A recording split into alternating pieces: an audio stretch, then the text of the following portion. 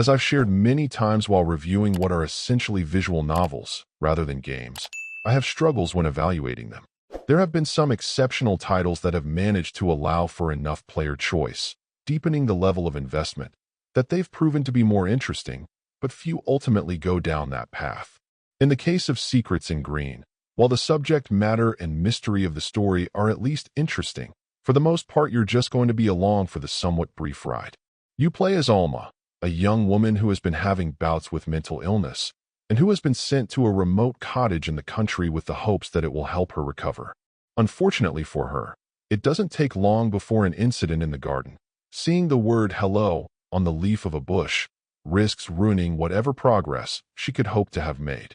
While her father and the woman caring for her are quick to dismiss it all as a continued sign of her sickness, Alma determines herself to understand what is happening and why. Since it has a relatively brief runtime, revealing anything more would ruin the story, but for the most part the resolution is at least somewhat satisfying.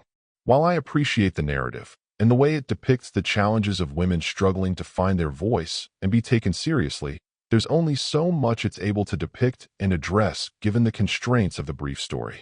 Throw in the pretty slim production values, for the most part moving between the same very limited pieces of background and character art, and the effort feels a bit lacking. If you're intrigued by the story, it may be fine to pick up on sale, but otherwise it would be easy to skip. Overall, my final score for the game ended up being a 6.2. And if you're interested in picking it up, it's currently available on the Switch eShop for $4.99. Thank you for taking the time to listen to this review.